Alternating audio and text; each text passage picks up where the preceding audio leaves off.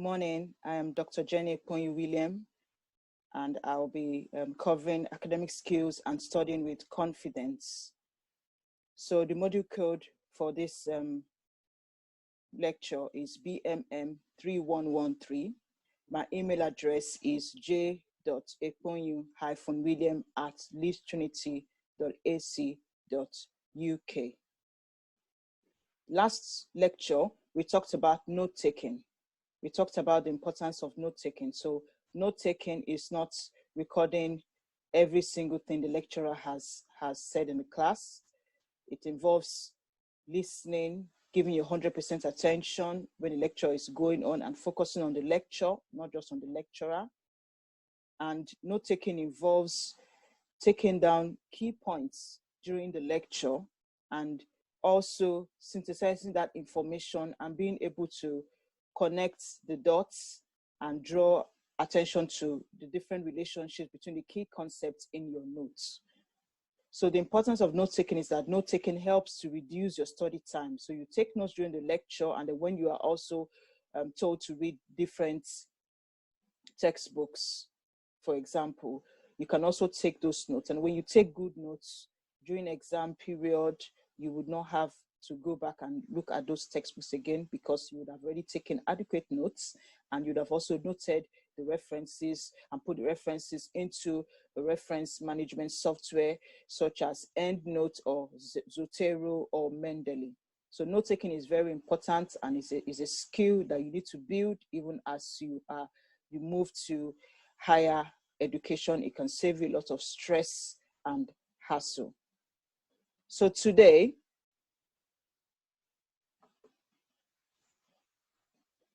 we're going to be talking about the different types of referencing styles.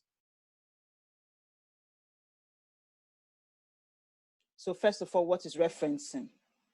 The whole point of referencing is to acknowledge that the idea, the phrase, the analysis, the data is not yours, and you are using it in your coursework or your assignments. So referencing, you are just stating the source of information you have used when producing your work. There are different referencing styles. One of the key common referencing style is Harvard. You have the APA6 referencing style. You have the OSCHOLAR system, which is used by those who do legal research. You also have the Chicago referencing style. So there's so many referencing styles, but for this course and for Leeds Trinity University, we use the Harvard referencing. And the referencing style specifies the way you need to reference different types of sources you use. So you reference websites, you reference books, print books that you take physically from the library or online books. You reference journal articles as well. These are all have different types of ways of referencing them under the Harvard referencing system.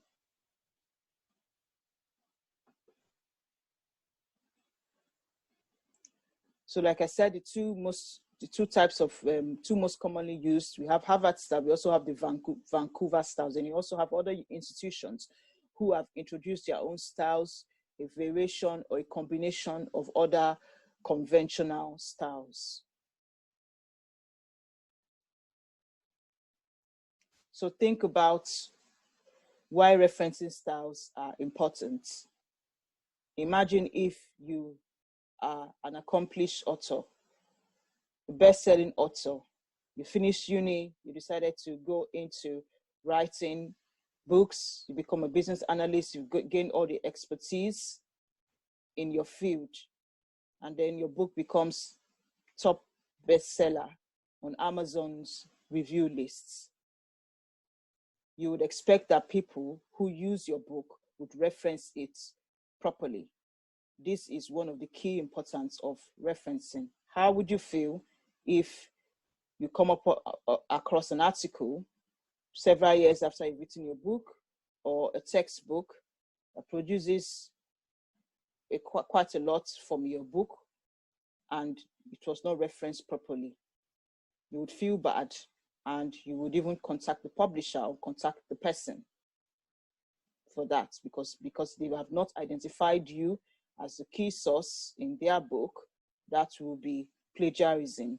And that is a serious academic offense that can lead to severe consequences placed by the institution.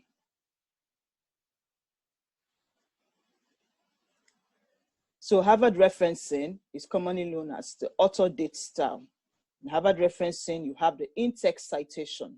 So the in-text citation states the author's name, the dates where applicable, and the page number only. So for emphasis, I have highlighted this. So you have the in-text citation, you have the author's name, the date and where applicable, and the page number. The purpose of the in-text citation is so that people who read that particular paragraph or that text in your coursework or your assignment, they know who you are referencing, who you are referring to. That is why you put the in-text citation, because if you just put it alone in the bibliography, the reference list, nobody knows where you got that text from. So that is the importance of the in-text citation. The bibliography, on the other hand, shows you the full citation.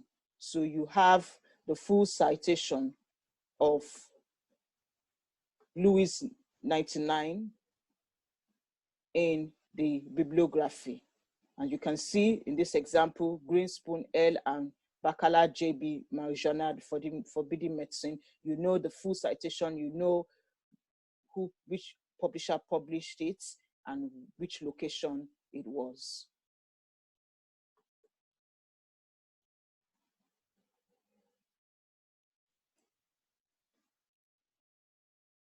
So when you are referencing a book, you need to do the following.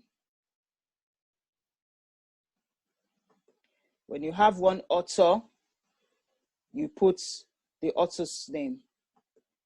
And then if you have two authors, you put the author's name. So the key thing for referencing books is that you have the last name, you have the first initial, the year it was published, the title, the city, the publisher, and the pages.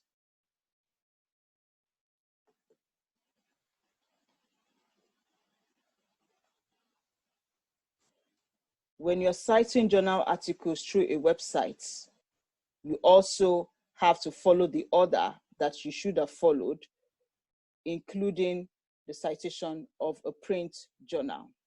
So you would mention the last name,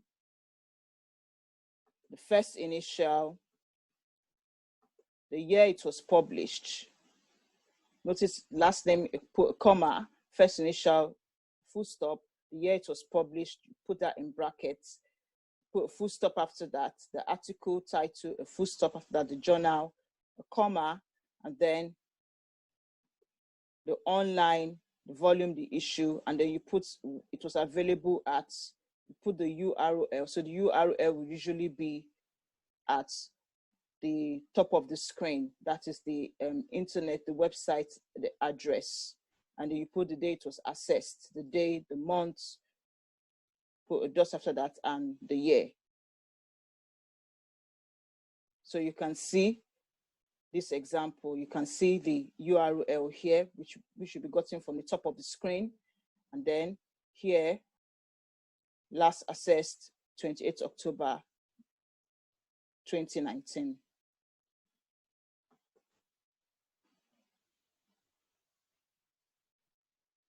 For the Vancouver style, this is known as the author number style. So it uses a number series to indicate references. So people, according to a number of academics, for example, Dr. Jane Lee says that it is less obtrusive and the main text reads more easily.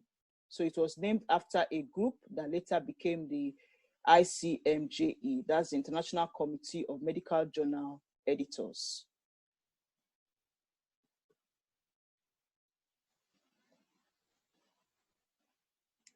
The Vancouver style is said to be more economical than Harvard, and the whole emphasis on punctuation, spacing, and formatting, which we have in Harvard. We don't have it in the Vancouver style. So it is a more economic style.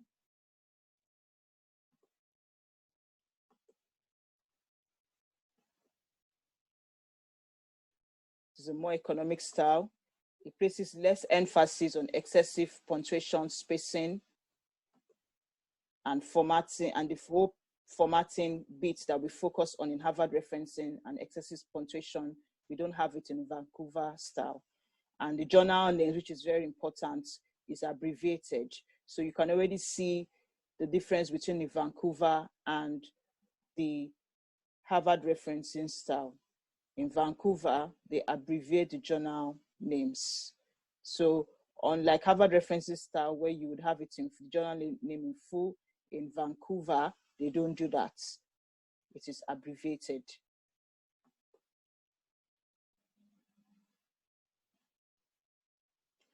So think about this, your next activity. Which style would you choose for your assignment and why? Would you like to add any variation? So tips to consider. First of all, you may not have the privilege of being able to choose any referencing style you want, because this will be a mandatory component of your assignment, which is usually that you need to follow Harvard referencing guidelines. And that is because that is what is used by the Leeds Trinity University. Peradventure, if it's possible, maybe if the lecturer decides to give you a formative assessment, so a formative assessment does not count towards your final degree, it's just a homework. The lecturer might tell you to do this, to choose any referencing style you want to, so that you can see the different styles, how they are used when you're writing. So lecturer may tell you to use maybe Vancouver style for one assignment and use Harvard referencing style for one assignment, so that you can appreciate the differences between these two styles. But as I said, in assignments, you usually have just one referencing style that you're told to use, which is the Harvard referencing style. And also know that the whole point of it is so that you can have some consistency when you're doing assignments. So when you start the course, you learn how to use the Harvard referencing style, and there's consistency and in all your assignments, so that the more you use it, the better you become at using it, and it would help you also when you're writing. But it's a good thing to attempt this activity so that you can see the differences between Harvard referencing style and Vancouver referencing style. It will also be useful when you get to the workplace and your manager tells you to do some data analysis, and you need to write a discussion on your findings. In such a case, you have the liberty to choose any referencing style. So it's good to appreciate the different referencing styles and know how to use them. So we've talked about referencing styles. We covered the Harvard referencing style and the Vancouver referencing style. And the whole point, the importance of referencing, is for people to know the source of your information. So you have the in-text citation, where you're writing a text within the body of your essay or your coursework or report, and the reader is able to identify that, for example, Lewis 1999 made this statement, or found this, or did this analysis in 2019. And then in your bibliography, you then have the full reference for Lewis 1999, so that the reader can, if he or she wants to do further research, can go and look for that reference. Also, the examiner or the assessor, when they are checking your work, can always check whether that reference you use, your in-text citation or the bibliography, if it actually exists and it is actually relevant to the arguments you are making in your work. So we've come to the end of this session. Feel free to send me an email if you have any questions or query, or you want to know more about referencing styles. Thank you for listening.